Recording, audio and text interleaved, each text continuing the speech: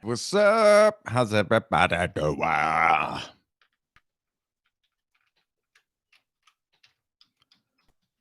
Getting the chapter ready here. Hey, welcome back. I'm Jeff Richardson, aka El Jefe Tacoma. Reading this shit. This is chapter. This is my first book, day one. Chapter.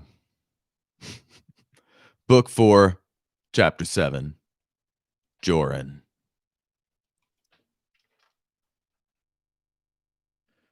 Here we have the munitions lockup and workbench. We have all manner of sophisticated tools and components. We can make nearly every kind of ammunition and accessories for almost any mission. Torvald pointed for the cameraman to shoot a close-up. Are you a weaponsmith, Mr. Barlow? You know my history, Torvald. I've been hunting outlaws since I was 16 years old. I know my way around a firearm. He picked up a tray full of random parts. This stuff, however, we mostly leave this stuff for Grundle. He's a damn weapons and armor genius. Makes some pretty cool robots, too. Heavy footsteps came to the door. Joran's face fell. As it slid open, Joran reapplied his mask, adopting an anticipatory smile. The door slid open to reveal San Demon, resplendent in his gaudy Thermopolian uniform, complete with plumed tri-corner hat. Captain! Joran marched forward to welcome San Demon to the workshop. Torvald swept around both men in a steady arc. San Demon patted Joran on the shoulder and strode into the room. The tip of his saber bounced off a corner of the counter, causing him to look down and reorient the hilt into a more photogenic position. Mr. Barlow, it's a pleasure to see you. What are we doing today? Joran pointed to the various tools and projects. Just showing Mr. Torvald around the ship. Is there anything I could do for you? Joran bristled at the cheesiness of his performance. He hoped Lizette would be pleased with this puppet show. San Demon regarded the room, then looked into the camera. His good side was perfectly framed by the light, his chest proudly projecting over his somewhat portly gut. Not at the moment, Joran. I did wonder if Jador would like to see the gunner's station, however. Of course, Captain. That sounds delightful. Joran breathed a sigh of relief as the two men left. God damn, I thought that would never end. His tell device sparked into life. Joran, you got a minute? It was Numerius. Yeah, what do you need? Numerius wanted help plotting a course through the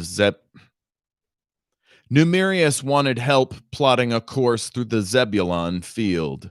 Apparently, some jokers had taken to blasting and hauling hunks of space junk between the floating energy pockets, presumably to set up ambushes.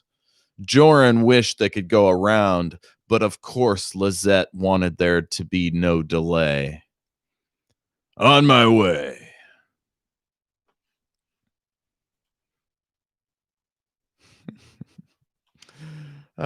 So Joran is annoyed by San Demon. That's fun. Let's see here. I did all these in a normal font, but I need something easier to read for the program.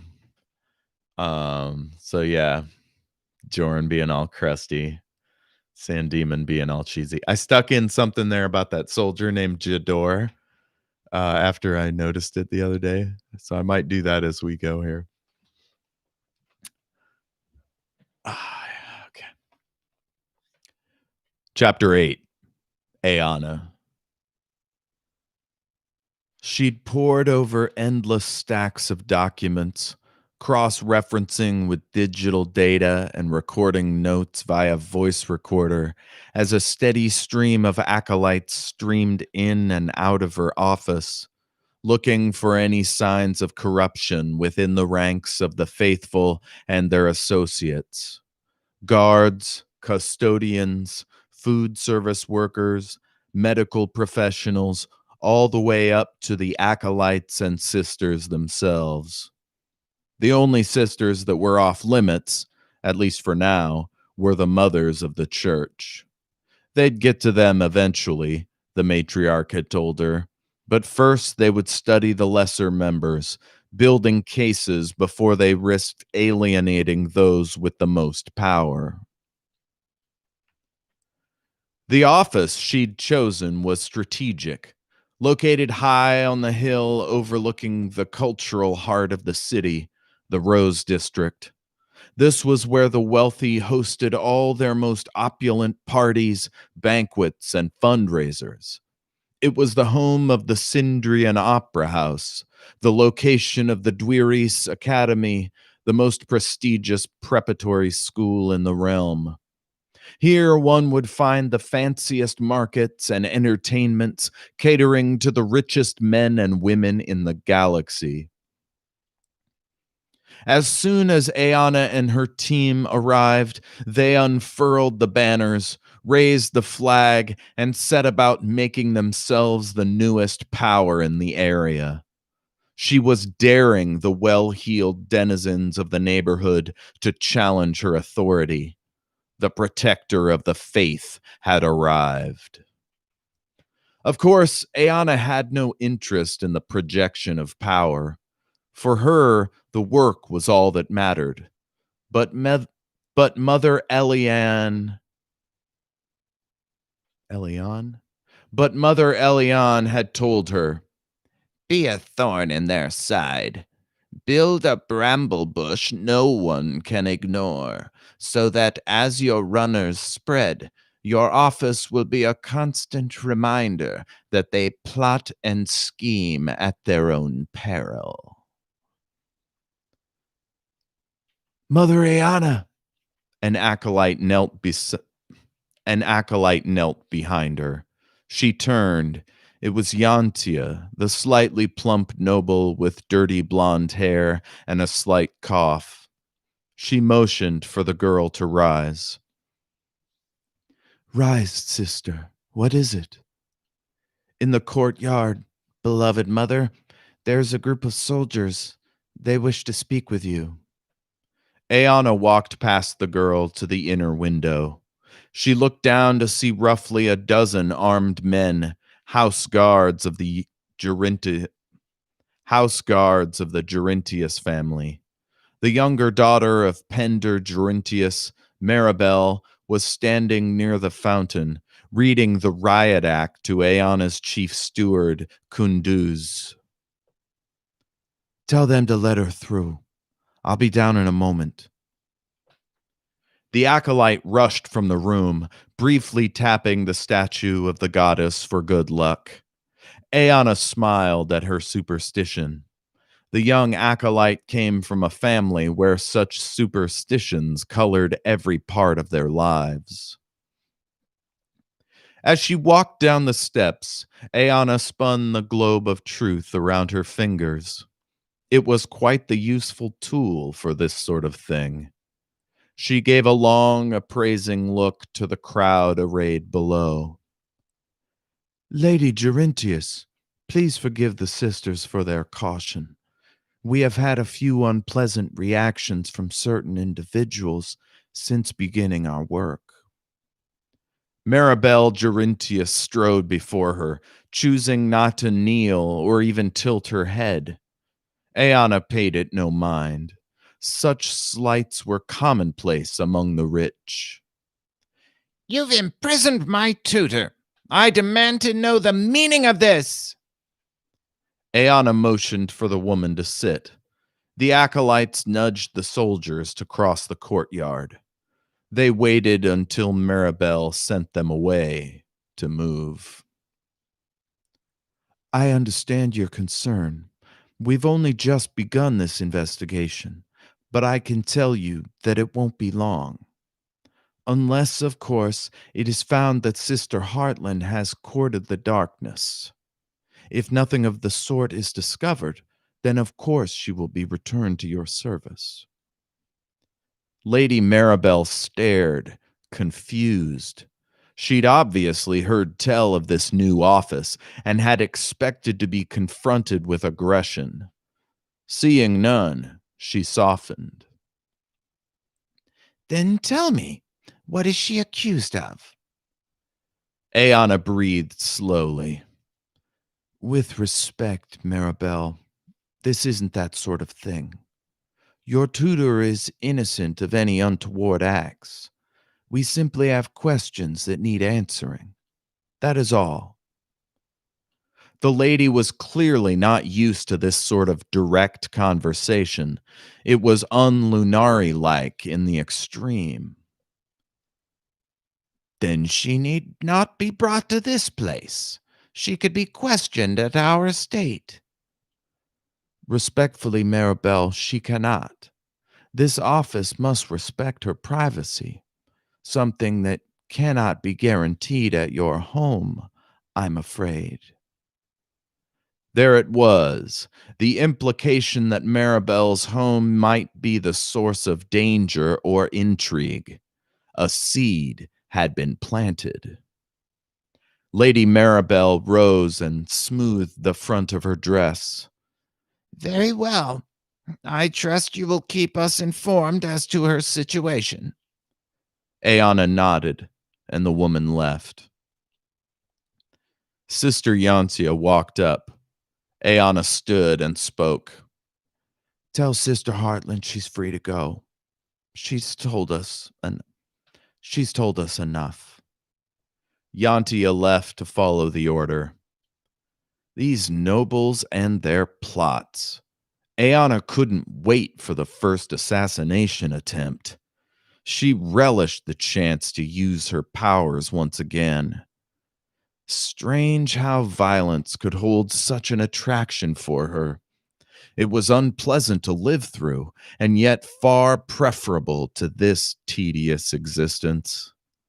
She wondered where the statue was now. She also wondered if she would ever see her noble heroes again.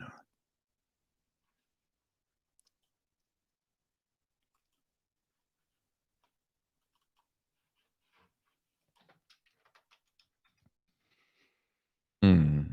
And is it weird one character getting like insane amounts of power, like, I don't know, a quarter of the way into the book?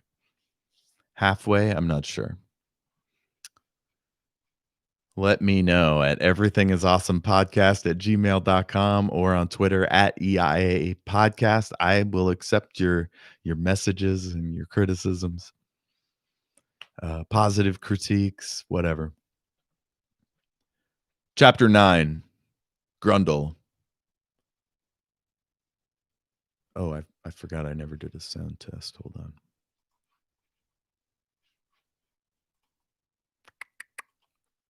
Videos. All right, good.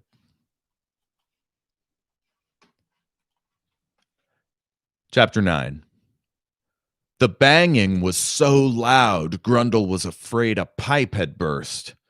He covered his face with a bandana and rushed around the corner. There he saw Faline, dripping with sweat, hair flying, swinging a length of pipe again and again, smashing it against various pipes and valves, grunting and cursing. He ran to her, grabbed the pipe with one hand, and pulled her back with the other, squeezing her into his massive chest. She pounded her fists against him again and again, but without any leverage, her blows couldn't land.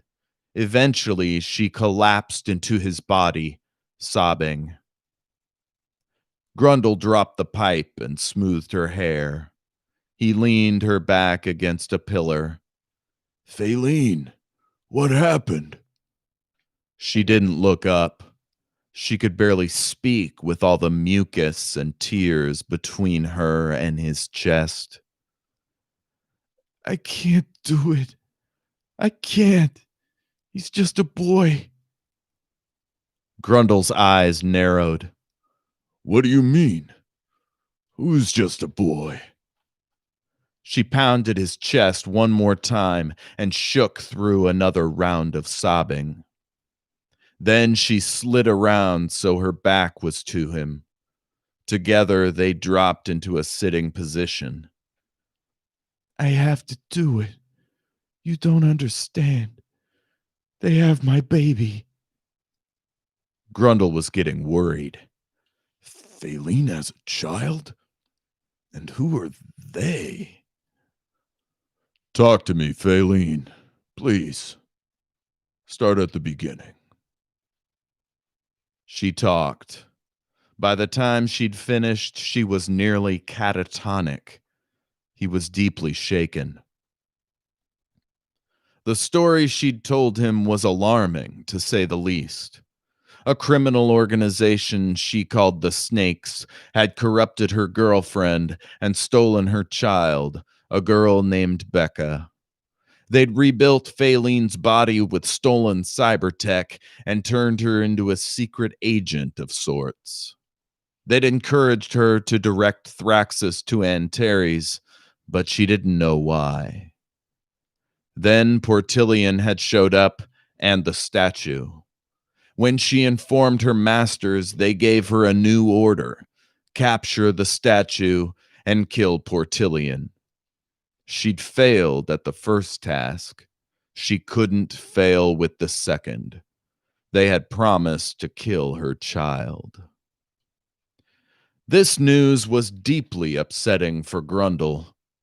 He understood instantly Faline's predicament.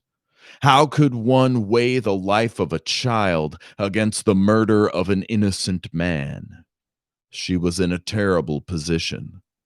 For a woman of questionable moral character, it was a choice with no good outcome.